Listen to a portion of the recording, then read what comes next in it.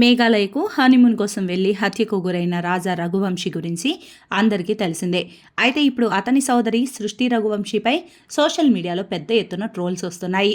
ముఖ్యంగా ఆమె తన అన్న వదినకు సంబంధించిన వీడియోలతో పాటు ఆమె ప్రియుడు రాజ్ కుష్వాహా తన అన్న అంత్యక్రియల్లో పాల్గొన్న వీడియోను సోషల్ మీడియాలో పోస్ట్ చేసింది. ఇవి నెట్టింట్లో పెద్ద ఎత్తున వైరల్ అయ్యాయి. అయితే కొందరు నెటిజన్లు నీ అన్న చావును నువ్వు ఇలా వాడుకుంటున్నావా అంటూ ట్రోల్ చేస్తున్నారు. సోదరుడు చనిపోయాడనే బాధ లేకుండా రీల్స్ పెడుతూ సబ్స్క్రైబర్లను పెంచుకునేందుకు ప్రయత్నిస్తున్నావా అంటూ కూడా ప్రశ్నిస్తున్నారు. అయితే దాని గురించి సృష్టి స్పందిస్తూ విమర్శలకు గట్టిగా సమాధానం చెబుతూ మరో వీడియోను పోస్ట్ చేశారు. నేను మౌనంగా ఉంటే ఈ కేసును ఎప్పుడో మూసేసేవారు, హంతకులు కూడా దొరికేవారు కాదు అంటూ అందులో తన ఆవేదనను వ్యక్తం చేశారు. తాను నోరు మెదపకపోయి ఉన్నా, నిందితుల వీడియోలను రిలీజ్ చేయకపోయి ఉన్నా చాలా ఆధారాలు మిస్ అయ్యేవని చెప్పారు. తన సోదరుని చంపిన వారికి కఠినంగా శిక్ష పడాలనే ఉద్దేశంతో తాను ఇదంతా చేస్తున్నానని వెల్లడించారు.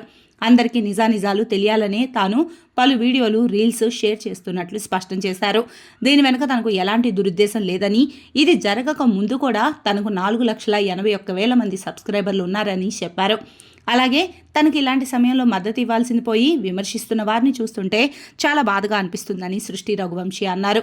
తన బాధను వ్యక్తం చేసేందుకు, తన అన్నకు న్యాయం జరిగేలా చేసేందుకు తనకు ఉన్న ఒకే ఒక్క మార్గం ఇదేనని చెప్పారు.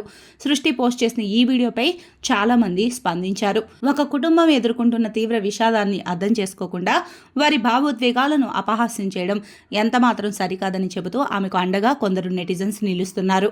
ఇదిలా ఉండగా మేఘాలయ హనీమూన్ పేరుతో రాజా రఘువంశీ భార్య సోనం రఘువంశీయే ఆమె ప్రియుడు రాజ్ కుష్వాహా కోసం భర్తను హత్య చేయించింది. అయితే ఈ విషయం వెలుగులోకి వచ్చిన తర్వాత నుంచి మృతుడి కుటుంబ సభ్యులు తీవ్ర ఆవేదన వ్యక్తం చేస్తున్నారు. కాగా రాజా రఘువంశీని ఉత్తిపుణ్యానికే చంపేయించిన సోనంను ఉరితీయాలని దేశమంతటా డిమాండ్ చేస్తున్నారు. రాజా రఘువంశీ సోదరుడు, తల్లిదండ్రులు సహా అతడి సోదరి సృష్టి కూడా ఇదే కోరుకుంటున్నారు.